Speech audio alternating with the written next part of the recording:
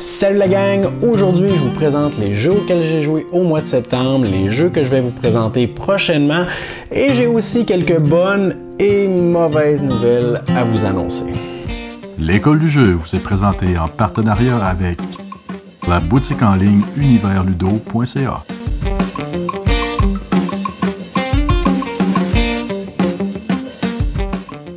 Alors pour ce qui est des jeux auxquels j'ai joué au mois de septembre, je suis assez content parce que j'ai pu rejouer à des jeux auxquels je voulais donner une seconde chance. Il y a aussi des jeux que j'avais reçus il n'y a pas si longtemps que je voulais mettre sur la table pour vous les présenter dans Squad 9. Alors on commence tout de suite avec un jeu pour lequel je suis encore divisé. Il s'agit de Seventh Continent.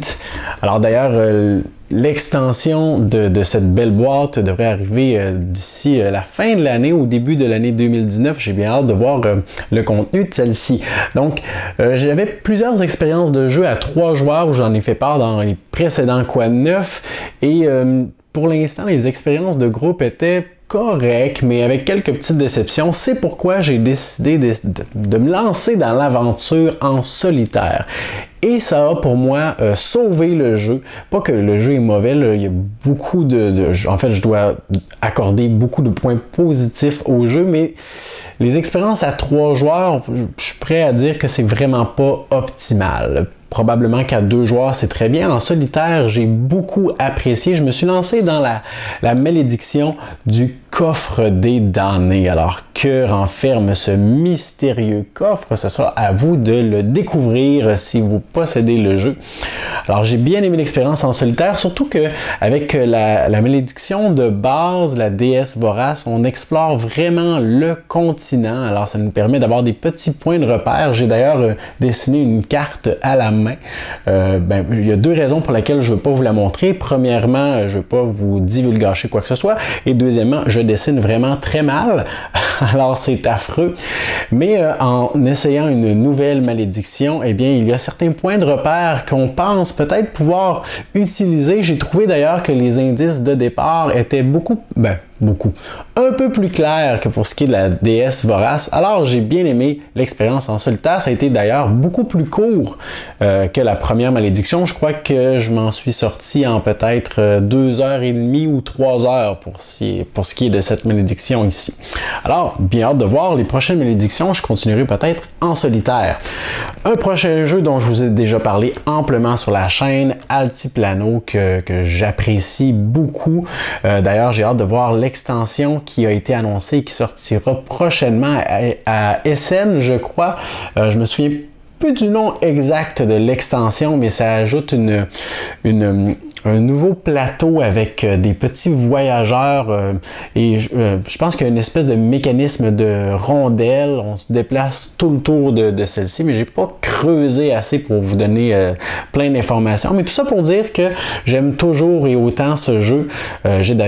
J'en ai d'ailleurs fait la vidéo critique si ça vous intéresse, si vous ne le connaissez pas.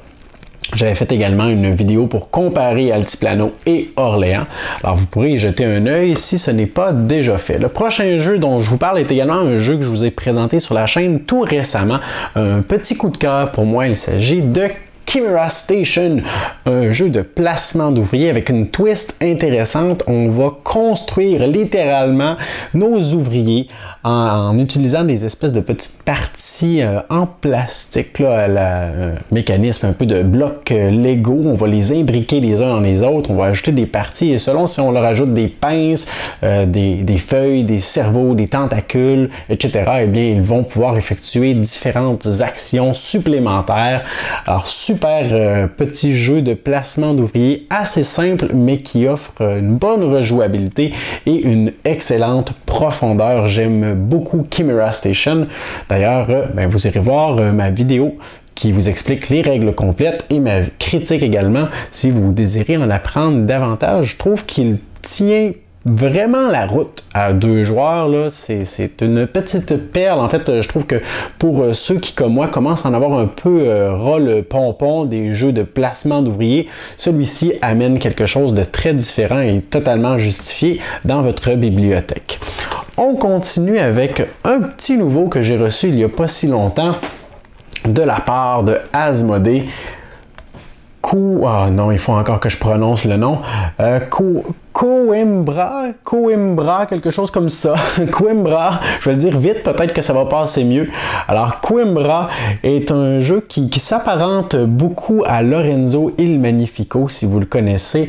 Et c'est positif parce que c'est un jeu que j'apprécie beaucoup. J'aime le look du jeu, j'aime le fait qu'on doit drafter, sélectionner des dés, ensuite aller décider une petite nuance de placement d'ouvriers avec les dés qu'on a sélectionnés dans différents emplacements. Je crois qu'il y en a 5, si ma mémoire est bonne, qui vont être assignés à différentes actions, différentes rangées où on va pouvoir récupérer des cartes personnages qui vont nous faire augmenter sur différentes pistes de renommée. Et ces cartes vont également nous donner des avantages qu'on va pouvoir soit utiliser immédiatement à la fin de la partie, dans certaines phases de jeu. On ajoute à ça une carte sur laquelle on va pouvoir se déplacer pour aller récupérer des avantages. Encore une fois, il y a des cartes objectifs. Alors, plusieurs choses qu'il est possible de faire dans Coimbra. Et eh bien, je trouve que d'ailleurs, c'est ce qui est plaisant avec le jeu, même si on passe à travers toutes les cartes personnages. À chaque partie, on peut vraiment prendre une direction différente et c'est un jeu qui est vraiment basé sur les choix critiques. À chaque fois que vous allez récupérer un de vos dés pour effectuer une action, vous allez avoir un choix déchirant à faire.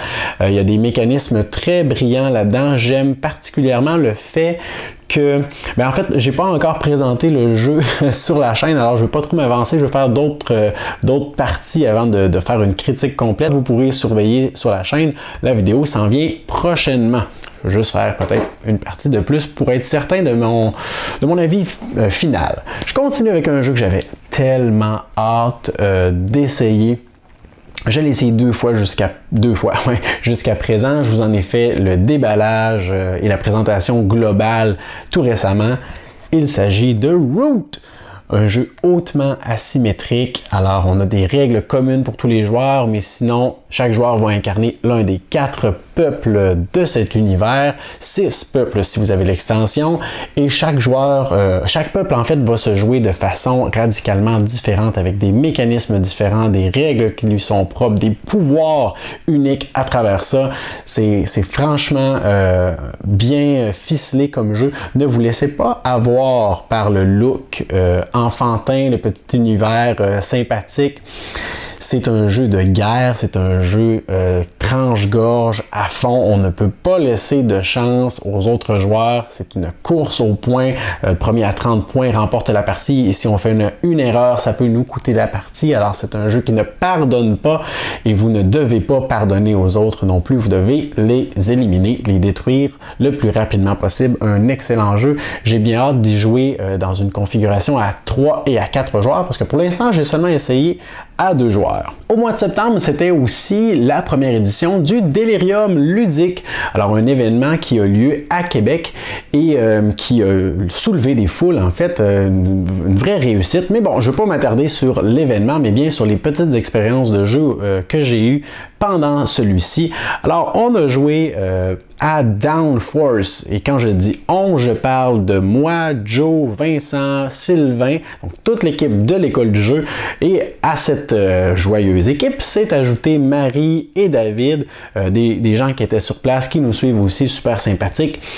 Et donc, Downforce, je vous en ai déjà parlé dans l'un de mes précédents Quoi de neuf, un jeu de course où on gère toutes les voitures, celles qui nous appartiennent et celles qui ne nous appartiennent pas. On doit essayer de miser sur qui va remporter la course, que ce soit ma voiture ou celle des autres. Un jeu super intéressant que j'aime beaucoup. Alors ça, on y a joué dans la salle de Luma, qui était donc dédiée au jeu de Luma, ce distributeur canadien que j'aime bien. J'ai également pu jouer à Spirits of the Wild, un jeu pour 2 joueurs seulement, avec Dave qui était présent. Dave, il m'a accroché puis il m'a dit « JP, est-ce que ça t'intéresse? Viens-t'en, on va s'installer, on joue à ça. » Et j'ai vraiment été surpris Le look du jeu, bon, je me dis c'est un petit jeu simple, pas trop d'attente, mais finalement, vraiment des choix intéressants. On a comme des plateaux devant nous qui représentent là, les constellations du renard, de l'ours et tout ça. Et on a donc sur chacun de ces petits plateaux des critères à respecter pour marquer des points en fin de partie. On doit récupérer des espèces de petites perles, je me souviens plus d'un point de vue thématique, qu'est-ce que ça représente, en utilisant l'une des 6, je crois, cartes qui se trouvent devant nous, qui nous dictent différentes actions. On peut soit aller piocher une perle dans le sac, on peut en ajouter dans l'espèce de petit bol qui est devant nous pour avoir plus de choix, on peut en récupérer dans le bol, on peut aller chercher des objectifs, on peut même bloquer les autres, et au terme de la partie, on va marquer des points selon les différentes configurations qu'on a réalisées. Alors, super petit jeu à 2 joueurs, j'ai vraiment été étonné et surpris par ce petit jeu. Par la suite, j'ai eu la chance de faire 2 parties d'un jeu de party qui s'appelle Just One, super simple comme principe. Tous les joueurs ont une carte de... en fait, c'est pas vrai. On commence la partie avec 13 cartes dans un paquet. Le joueur qui va jouer le rôle de celui qui devra deviner pioche une carte, la met face cachée devant lui, mais en fait, face visible pour tous les autres joueurs qui vont voir les mots qui s'y trouvent. Je nomme un nombre au hasard entre 1 et 6, je crois, ou 1 et 5. Par exemple, 3, ça correspond à un mot. Et tous les autres joueurs doivent, sur une espèce de petit paravent, noter un indice, un mot-clé, une thématique en un seul mot, qui va me permettre de trouver le mot qui correspond à ce qui est sur ma carte. Par la suite, tout le monde dans l'équipe va regarder quels mots ont été écrits. S'il y en a qui ont écrit le même indice, on les annule. Par la suite, les mots qui restent, je peux les consulter. Et là, en regardant ça, eh bien, je dois essayer de deviner le mot exact qui est écrit sur ma petite fiche. Parfois, ça peut être hilarant, parfois, ça peut être très difficile, mais bon, un bon jeu qui soulève beaucoup d'entrain lorsqu'on réussit à trouver le mot en question.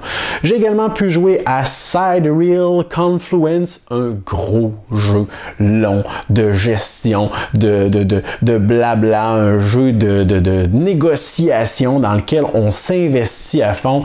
On s'investit parce que c'est long, on investit notre temps, mais on s'investit aussi notre énergie parce que c'est un jeu dans lequel on incarne des races extraterrestres asymétriques, très asymétriques, différentes, avec des règles, des caractéristiques uniques. On va échanger des ressources les uns avec les autres. Et là, je parle de ressources, de machines, de pouvoir, parfois davantage. Alors, on fait des échanges comme ça, des négociations. On peut faire des coups fourrés entre nous. C'est un jeu qui m'a vraiment plu. Je dirais, j'ai eu la chance d'y jouer avec Vincent. En fait, c'est lui qui m'a convaincu de lui donner une chance et je l'en remercie parce que l'expérience était excellente. À nous s'est joint JF, Julie et Shani qui ont pris part à l'expérience. Je pense que c'était notre première partie à tous, sauf pour Vincent. Puis finalement, au terme de la partie, on a tous vraiment apprécié, mais c'est un jeu qui demande un engagement. C'est quand même assez long de voir toutes les règles, les premiers tours. On ne sait pas trop ce qu'on fait. Puis c'est ça qui est intéressant. On fait des échanges pendant un timer de 10 minutes. Et au terme de ce chronomètre-là, on regarde les autres puis on dit j'ai aucune idée si ce que je viens de négocier m'a avantagé ou non, mais on le découvre pendant la partie puis au terme de celle-ci, on est vraiment content, satisfait, peu importe ce qui s'est passé, peu importe notre pointage de tout ce qu'on a réalisé. Super bon jeu. J'étais pour dire petit jeu, c'est pas le cas du tout, c'est un gros jeu. Finalement, en terminant, il m'en reste 2. J'ai eu la chance de jouer à Century. Ben oui, j'ai jamais joué à Century avant le Delirium ludique. Il fallait que j'aille au Delirium ludique pour jouer à Century. David Castonguay m'accroche, il me dit JP, il faut jouer à quelque chose. Puis là, on passe devant la boîte de Century, il me dit as-tu déjà joué? Là, je dis non. Là, il dit faut que je te fasse essayer ça. Alors moi, je pars avec déjà une petite appréhension, je connais un peu le jeu de base. Puis finalement, bon, ça sera jamais vraiment un achat pour moi parce que je trouve que le jeu est un petit peu en fait, est trop simple, mais je peux lui accorder d'excellents points. Entre autres, pour un jeu simple, il faut dire que il remplit sa responsabilité, là, son travail, c'est mission accomplie. Là. Century est très simple, est rapide. Puis je pense que c'est l'un des rares jeux qui doit être vraiment meilleur et agréable à 2 joueurs plutôt qu'à 3 ou à 4. Finalement, le dernier jeu auquel j'ai pu jouer à la fin de la soirée, c'était Gizmos, un jeu de tableau builder. On se crée une espèce, ou plutôt engine builder, on se crée une machine littéralement avec des petites billes qu'on va aller récupérer dans une espèce de gros distributeur gigantesque, vraiment trop gros, qui sert à rien, mais qui est beau. Alors, on va récupérer des billes, on va comme ça, en fait, les billes, c'est comme nos ressources, pouvoir aller chercher des cartes qui représentent des morceaux de machine qu'on va ajouter à notre petit tableau. Et là, plus on va faire des actions, on va activer toute la colonne des cartes qu'on a obtenues. Et là, nos actions vont devenir de plus en plus fortes. On va faire des combos à n'en plus finir. Et bref, il était rendu tard, j'ai rien compris. Ben, à moitié rien compris. Ça marchait pas, mes combos. Bref, je suis pas prêt à dire que j'ai aimé le jeu. Je peux dire qu'il est intéressant, il est quand même assez simple dans sa forme, mais moi, les jeux de combo comme ça, à n'en plus finir, je trouve que c'est pas pour moi. Mais bon, alors voilà, ça c'était mes expériences au Delirium. Alors sinon, quoi de neuf? Eh bien, j'ai des bonnes et des mauvaises nouvelles. Ben, les bonnes, on vient d'en parler pas mal. J'ai eu la chance de jouer à plusieurs bons jeux. Je vous parle aussi des jeux qui s'en viennent sur la chaîne. Et bien évidemment, Quimbra, dont je vous ai parlé un peu plus tôt, qui s'en vient probablement assez prochainement. Dès que j'aurai eu l'occasion d'y faire quelques parties, je vous présenterai également Rise to Nobility, version française. Oui, mes amis. Et finalement, un jeu que je vais vous présenter encore une fois que j'y aurai joué, parce que ça n'a pas été le cas encore une fois, il s'agit d'Osiris, pour lequel je vous ai fait un déballage, même chose pour Rise to Nobility, ainsi qu'une présentation du jeu, de ce que je connaissais du moins à ce moment-là du jeu. Alors ça, c'est des bonnes nouvelles qui s'en viennent. Sinon, ben, il faut dire que la chaîne va bien aussi. On va atteindre les 4000 abonnés d'ici quelques jours. C'est fantastique. Il y a également la fête, oui, l'anniversaire de la chaîne qui approche à grands pas le 11 octobre. Ça va faire 3 ans que j'ai déposé la première vidéo sur la chaîne, qui était une vidéo explicative de Fresco. Je vous invite à ne pas aller la consulter. C'est humiliant. Mais bref, c'est tout ça pour dire qu'on va célébrer nos 3 ans en grande avec un grand concours que je vais annoncer sur YouTube et sur Facebook. Alors vous pourrez suivre ça attentivement. Également, ben, ça va bien à l'école où je travaille, je suis enseignant. J'ai présenté mon projet de club de jeux de société sur l'heure du midi à ma directrice. Elle était hyper contente, vraiment excitée de ça. M'a même demandé si c'était possible pour elle d'y participer à un moment donné. Pour ce qui est des mauvaises nouvelles, ben, il n'y en a pas beaucoup. En fait, il y en a surtout une. C'est quelque chose que ça fait déjà 3 mois que je suis au courant, puis que ben, je vous ai pas parlé encore. Ben, en fait, pour ceux qui suivent mes quoi de neuf depuis belle lurette, vous savez déjà qu'au mois d'avril, je suis tombé malade. Alors j'ai contracté, c'est peut-être le bon terme, l'hépatite ou quelque chose comme ça. Mon médecin était à ce moment-là pas trop certain. L'hépatite A, probablement, du moins. Et bref, ça m'a un peu jeté à terre à ce moment-là. Et par la suite, j'ai continué à faire des bilans quand ça commençait à aller mieux. Et je pensais que c'était complètement rétabli tout ça. Et depuis le mois de juillet, en fait, mon médecin m'a avisé que c'était pas si rétabli que ça finalement et que mon foie est encore endommagé ou du moins victime de quelque chose. Alors, ça fait déjà quelques mois que je fais des tests au niveau de mon foie pour voir qu'est-ce qui se passe. Et dernièrement, mon médecin m'a avisé qu'il faudrait que je rencontre un professionnel, un spécialiste en fait, pour aller voir qu'est-ce qui se passe. Je me sens bien, je suis en forme, je me sens pas malade ou j'ai pas de symptômes particuliers. Mais bref, juste pour aller voir qu'est-ce qui se passe. Est-ce que c'est parce que mon foie est endommagé par l'hépatite que j'ai eue? Est-ce que c'est parce qu'il y a une faiblesse au niveau du foie, une carence ou n'importe quoi? Alors bref, s'il y a des spécialistes de la santé parmi vous, vous pourrez m'expliquer en quoi un taux d'enzyme un peu plus élevé que la normale, comment ça peut s'expliquer. Bref, mais je voulais quand même vous en aviser parce qu'il y en a plusieurs qui m'écrivent en privé une fois de temps en temps pour me demander « Puis comment ça va depuis le temps que tu étais malade? Est-ce que tu remontes la pente? » Ben oui, je me sens en pleine forme, mais mon médecin dit qu'il y a quand même une situation qu'il faut garder à l'œil. Bon, ok. J'ai parlé des jeux que j'ai joués, des jeux que j'allais présenter, j'ai parlé de l'école, que ça allait bien, les mauvaises nouvelles. Ben voilà, je pense que ça fait le tour de notre Quoi de neuf pour le mois de septembre 2018. Je vous remercie de nous écouter de façon aussi fidèle. Merci de nous suivre, de vous abonner à notre chaîne, de nous envoyer des pouces vers le haut pour manifester votre enthousiasme et votre appréciation de nos vidéos. Je vous encourage encore une fois à me laisser vos commentaires sous la vidéo. Un grand merci à tous ceux qui m'ont écrit pour me suggérer, m'envoyer des conseils pour ce qui est de mon projet de jeu de société à l'école. Grandement apprécié, ça m'a donné un bon coup de pouce et n'hésitez pas encore une fois à le faire ce mois-ci pour tout ce dont je vous ai parlé. Moi, je vous dis à la prochaine. Merci pour votre écoute.